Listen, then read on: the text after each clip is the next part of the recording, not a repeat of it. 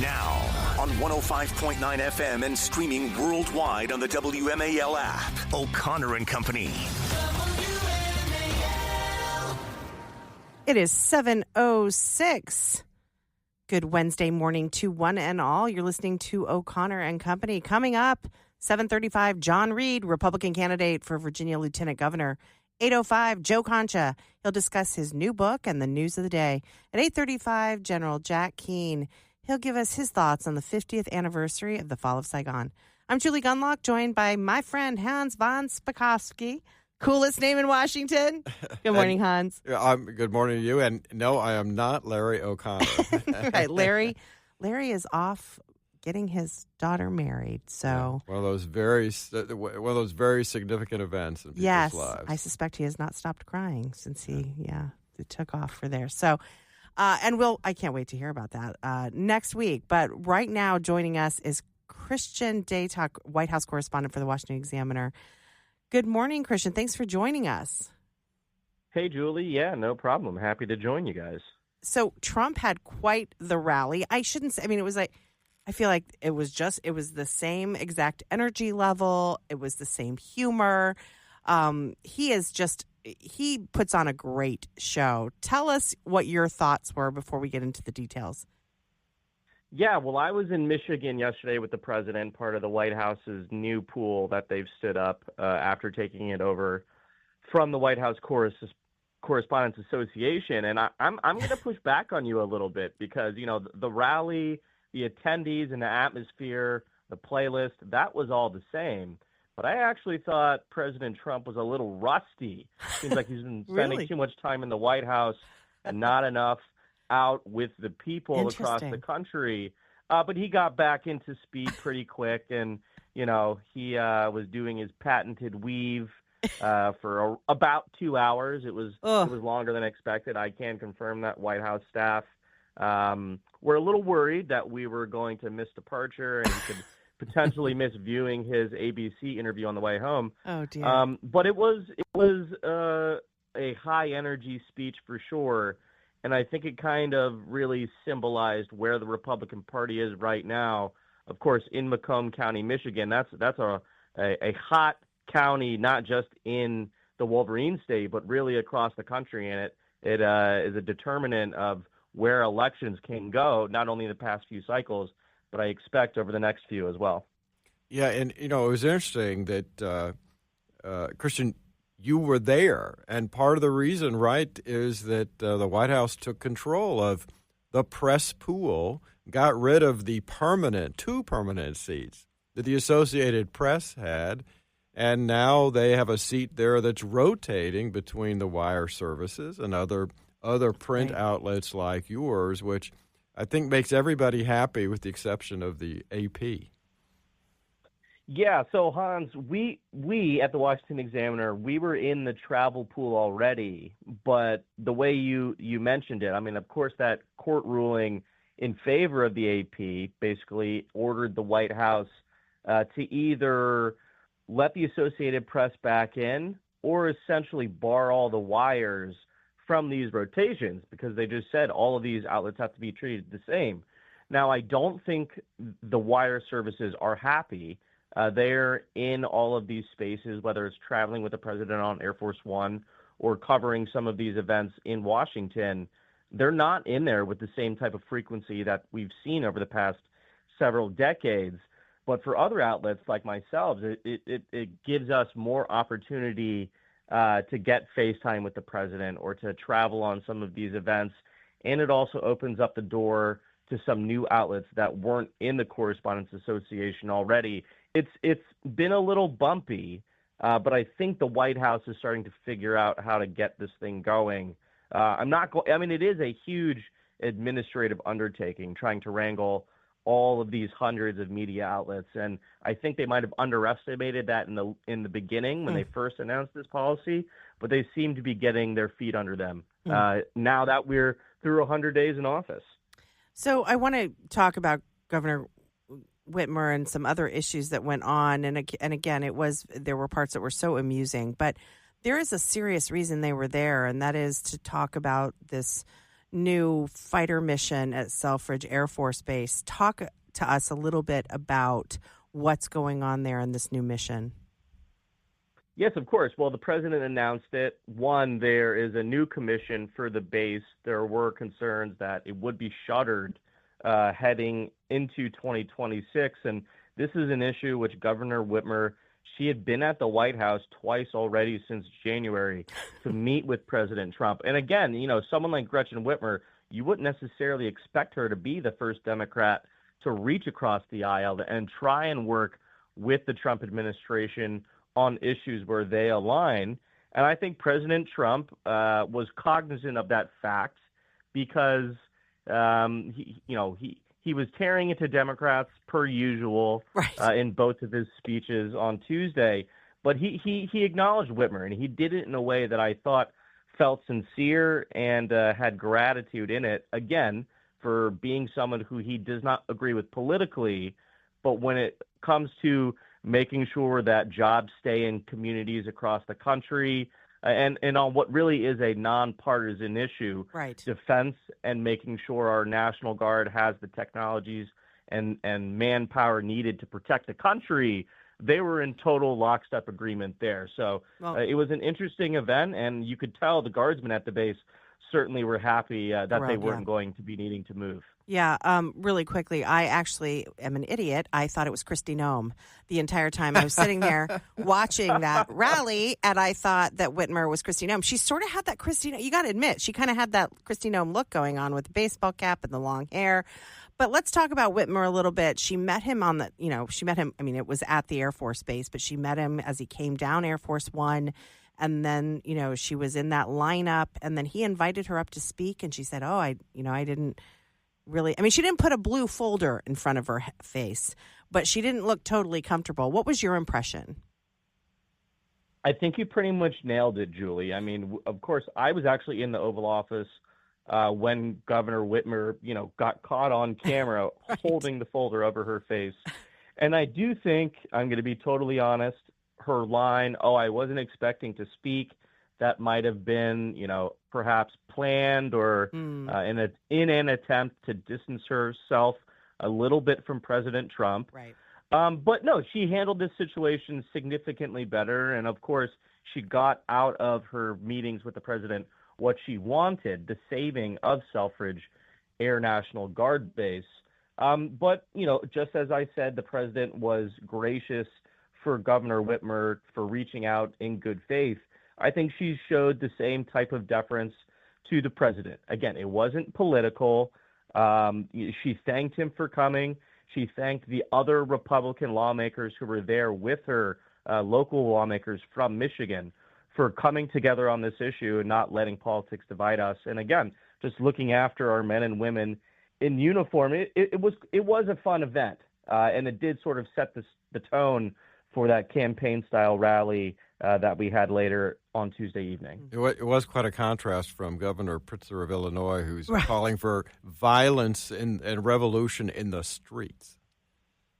It was, and I'll leave the 2028 horse race jockeying to potential primary candidates, but I think one thing that we've seen, Hans, is that Democrats through this first 100 days really haven't found a united lane to try and oppose Donald Trump. You have folks like Whitmer or Senator John Fetterman who are, quite frankly, welcoming President Trump with open arms on issues, again, where they think they can work together. It's very different from his first term in office. Meanwhile, you have folks like Pritzker who are deciding to take the Bernie Sanders or the Alexandria Ocasio-Cortez route. They are going, further to the left on the political spectrum. Right. And they are, trying to mobilize their base, which, let's be honest, after the November election, the quote-unquote resistance, there was a major enthusiasm problem there. I can just tell you on the ground in Washington, compared to the first inauguration of President Trump, it seems like these people had sort of packed it in and had given up hope. So Democratic leaders are not only trying to fight with each other to position themselves ahead of 2028, they're really trying to, tell their base and voters in all wings of the party, look, we could still be a viable option here. This isn't over, even though Donald Trump is fundamentally remaking the federal government in the image that he and other conservatives have called for decades now. Yeah. Christian, we got to leave it there. Thank you so much for that rundown of that rally. It was great to hear. No problem, y'all. Thanks again for having me. WMAL, making sense of the news. Live from the Home Paramount Pest Control Studios. Home Paramount, the leader in pest control since 1939. Great news coming out of Washington. President Trump has fired Doug Emhoff, who Biden appointed to the Holocaust Museum Board. That's some great news. Well, there's a lot of people he's been firing, and that's just one of great news for a lot of different boards, commissions, and agencies. Emhoff issued a statement today. I was informed of my removal from the United States Holocaust Memorial Council. Let me be clear. Holocaust remembrance and education should never be politicized. To turn one of the worst atrocities in history into a wedge issue is dangerous and dishonors the memory of 6 million Jews murdered by Nazis that this museum was created to preserve. He went on to say, no divisive political decision will ever shake my commitment to Holocaust remembrance and education or to combining hate and anti-Semitism. I will continue to speak out to educate. Speak out? When did you speak out about October 7th? Well, he talks about exploiting the Holocaust. Excuse me, but it was his political party that used all these totally outrageous, inappropriate references to Hitler and the Nazis constantly. Yes. E.L. Jacoby, he's excellent on Twitter, but he's been fighting for the release of the hostages. He said, and I believe he's at Columbia, he said, read my statement on your removal. You sat back and did nothing while violent mobs terrorized Jewish students on campus. If you won't stand up to today's Nazis, you have no right to lead ceremonies honoring the victims of the original ones. Philip Terzian writes on Twitter, it's a general post-election house cleaning of undeserving Democrats, including super neutered drones, career hacks, and family members. President Kamala Harris would have done exactly the same thing under the same circumstances, but thankfully didn't have the opportunity.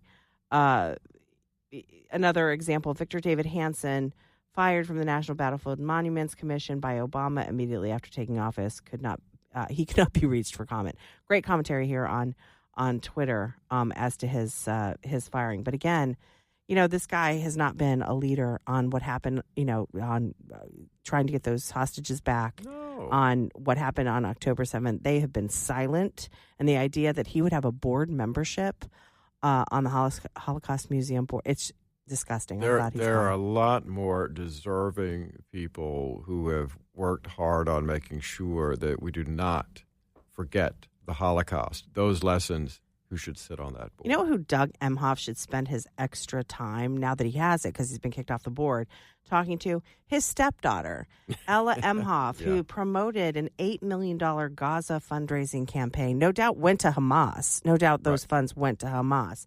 Ella Emhoff, the stepdaughter of Vice President Kamala Harris, was recently raising money for Palestinian Children's Relief Fund on her personal Instagram by temporarily affixing the online fundraiser to her personal Instagram profile. The fundraising effort coincides with First Gentleman Doug Emhoff, her Jewish father, who took on combating the rise of anti-Semitism incidents across the country starting last year. She says he's been an outspoken voice on combating anti-Semitism.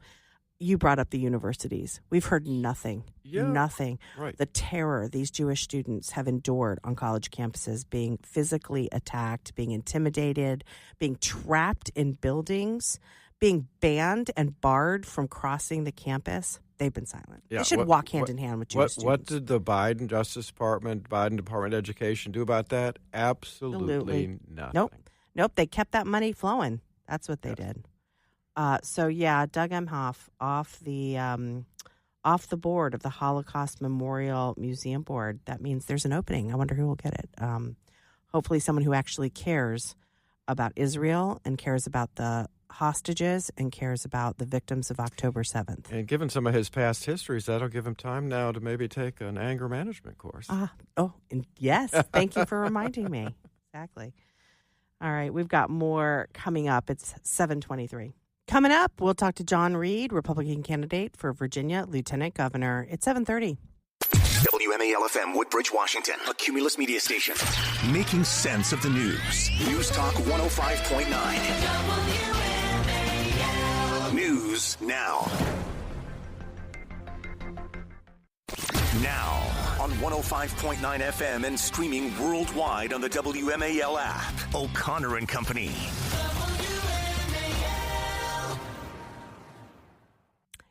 It is 7:37. It is the last day of April. Can you believe that, Hans? Yeah, and Weird. the 101st day of the Trump administration, too. That's right. You're listening to O'Connor and Company. Coming up at 8:05, Joe Concha. He'll discuss his new book and news of the day. At 8:35, General Jack Keane on the 50th anniversary of the fall of Saigon. I'm Julie Gunlock, joined by Hans von Spakovsky. Good morning, Hans. Yeah, good morning, Julie. Thanks for having me into the studio this morning. And joining us now is John Reid, Republican candidate for Virginia Lieutenant Governor. Good morning. Hey, good morning. I was at the Free Speech Forum the other night. You all were really great. It's the first time I've had a chance to go to that show. I enjoyed it. I am so glad you were there. I actually tweeted back at you because I can't believe I missed you. I mean, you must have been flooded with people saying hi. I totally get it, but I was so bummed. People were really nice to me. It made me feel good to come up to Northern Virginia and be treated so nicely. I mean, honestly, I sure heard it from all the Democrats when I was trying to get my petition signed.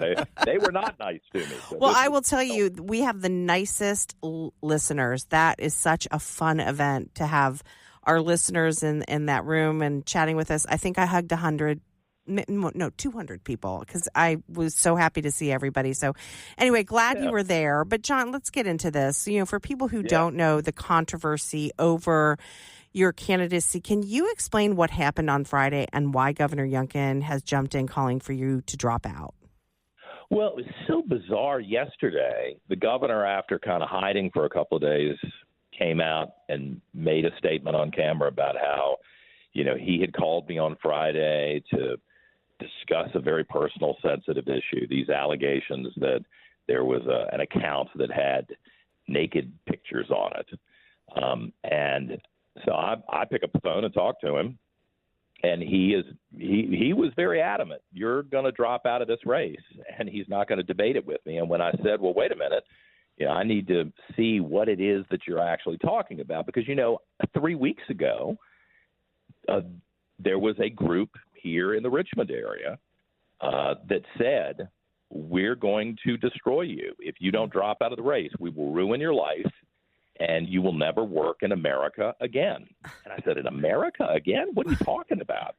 And then they showed me a picture of me at drag brunch in downtown Richmond with other adults. Like, really? With other adults. Yes, adults, no children. You know, I mean, I've if anybody's listened to me for years, I have always said drag is not for kids. Yes. So what you do in a restaurant or a bar at noon with mimosas, or at 11 o'clock at night with a beer, that's your business. Sure. Adults get to make their own decisions, but we all have to protect kids. Right. So they showed me this picture, and I thought, this is crazy. Why am I even talking to these people? But they were very adamant. Huh. You know, we're going to destroy your life. You better drop out of this race. And I didn't make a big deal out of it because I didn't really know what to do. I'm in the race, and I'm not going to be bullied. And then when the governor called me on Friday, he was very adamant. And when I said, well, no, wait a minute, I'm not dropping out until I see what it is you're accusing me of. Yeah. And I hang up the phone, and then guess what? Somebody leaks that private conversation to the press. Oh, wow. And I was a communications director for many years. I didn't do that kind of stuff to people. Like, I'm calling you to let you know about something. We got to talk through it. Okay. I look, if the governor of Virginia calls, I'm going to pick up the phone. Of course. I have respect for the governor. I have respect for the office, but come on. And then they leak it to the press, and that's when I realized, something stinks here. Something stinks. They're trying to bully me. And then I find out on Sunday that there's some sort of operative who basically tells my campaign guys, if you don't drop out of the race, this will continue every single day until it's so painful for you, for your person, for me, that he will drop out. But if he drops out, then all of this can be made to go away. Well, you know what? That's extortion. Yeah. And that's illegal. And I don't like that. I don't appreciate that. And so, I mean, now I've had two situations where people have tried to bully me out of this race. And I think it's because I'm a gay candidate. And Sure. I don't appreciate that. I've been bullied my whole life, and I learned to stand up to it, and I'm not going to back down now. John, I know Hans has a really important question, though, so let me hand this over to Hans. Yeah, and John, by the way, it's odd being on this end of the microphone since I've been guest on your great show in Richmond for a long time. But there was also I also read that somebody set up a fake account that pretended to be you. Is that right? That's right. Yeah. I mean, and that's not hard to do. And so I'm just kind of the whole thing stinks here. That there's a concerted effort to drive me from the race. And you know what? We've seen this over and over again. Yeah. From the first day that Donald Trump got in the race, the Brett Kavanaugh situation. I mean, the list goes on and on, where people are abused like this. And I think they're just coming for me early so that they can put in this role the person, whoever that is, that they would rather have. Well, you know what? I told everybody a year ago that I was thinking of running for lieutenant governor, and I have been on the campaign trail almost every day. And you know what? I'm actually a loyal Republican because I continue to campaign this weekend. And I said I'm thankful we've had Governor Youngkin to veto 200 bad Democrat ideas. I think we all need to vote for Winsome Sears because we got to have a Republican governor. We need to vote for Jason Miyares for Attorney General. He's done a great job. I mean, I'm a loyal Republican. So, you know what? I'm going to continue to advocate for my ticket mates, and I'm going to advocate for myself because I've proven I'm a solid conservative. There's nobody who's been more open and transparent about who they are and their life in a very uncomfortable way. I mean, no one else has to stand up and say, by the way, here's my sexuality and here's my relationship for the last 8 years. And, you know, I've done that because I knew people would question me. John, this is so important. We do have to do a traffic check in a few minutes, but can you stay with us for a few more minutes after we come back? I'll stay for a couple more minutes. Okay, great. Okay. Great. Yeah. It's 7:44. John, we're back. Let me ask you a quick question. I actually checked. Being a lawyer, I couldn't help myself. I actually checked the law, and there are several statutes in Virginia that cover what's being done to you. It's a criminal violation of the law, for example, to use a computer for harassment purposes. And there's another statute on using a computer to commit a scheme involving false representation. So when somebody's setting up an account that's pretending to be you and doing this, they're engaging in a criminal violation of the law, which I think brings it within the jurisdiction of the Attorney General of the state of Virginia. My question is have you gotten any indication that the AG's office is going to open up a criminal investigation of this, because they clearly ought to? Yeah, I'm letting my attorney deal with all of that while I'm out on the campaign trail. I just want everybody to know how all of this has gone down and know that I'm one of the candidates that you can count on not to back down when things get hot. You know, if I'm not willing to fight for myself, how could you possibly believe that I would fight for Virginians and for conservative values when things get hot? So I've got to prove that. And, you know, the one thing I will agree with the governor on is that this has been an unnecessary distraction. We got 6 Democrats running for lieutenant governor. All of them have said they want to repeal the right to work in the state, which will crush our business expansion and jobs and will cost the average Virginian a lot of money. If they have to join a union, they'll be forced to join a union.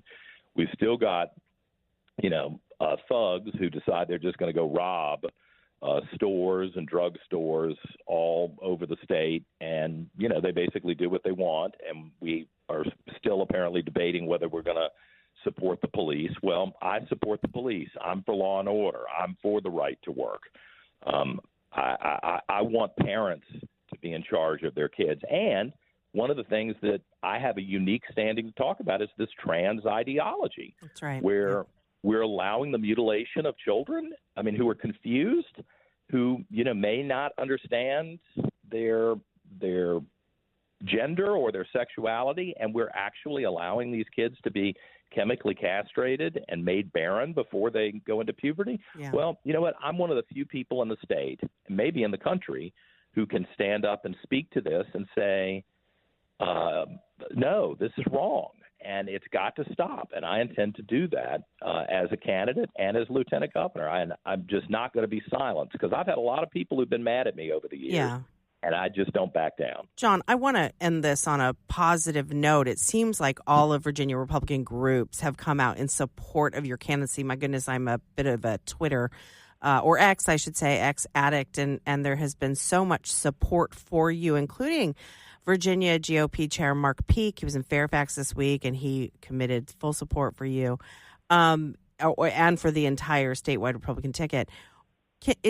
Are you seeing any sort of breaks from that, or how do you feel about the support you're getting?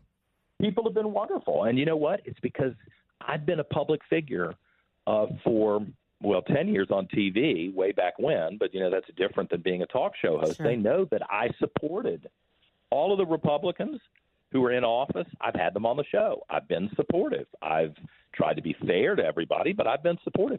Donald Trump, I've had his back when we realized, oh, my God, everything they're doing to him is a made-up, fabricated lie or a twisting, horrible thing to try to bankrupt him or jail him, impugn him, kill him. So I think people who know me, they know that I'm one of the real fighters out there for the things that we believe in. And so, I knew that there'd be distractions. I just thought they'd come from the Democrats. Lastly, early voting, is this right? It starts on Friday. Is that correct? Well, early voting starts on Friday. Of course, there is no primary in this race. Right. I am the nominee because, my opponent had to drop out, unfortunately. Right. And so I would have liked to have earned this with a regular primary, but it's okay. These are the rules, and I'm up here. So this is good. Well, and tonight, I'm having this rally here in Richmond. There was a unity rally, hypothetically, with all three of the candidates, and then the governor canceled it. So I went and rebooked the venue at Atlas 42 in Richmond, and I think we're going to have a good turnout. And you know what? I'm going to stand on that stage by myself, and I'm going to endorse Winsome Sears, and I'm going to Jason Miyares, and I'm going to be thankful that we have a Republican governor who has stopped bad Democrat ideas. Tell us again where and what time that event is. That's at a place called Atlas 42 in Short Pump in Central Virginia, here in Richmond. Yeah. And, people have been very generous donating online, too. Oh, good. JohnReedForVirginia.com. Right. I'm really appreciative that people have realized that this is a nasty attack on me, and they don't like it, and they've tried to back me up. And I'm thankful for that. Well, I'm thankful you came on this morning. It's great to talk to you, and we look forward to hearing more from you. Thank you so much. I appreciate both of you. Thanks so much. We've got more coming up. It is 7:52.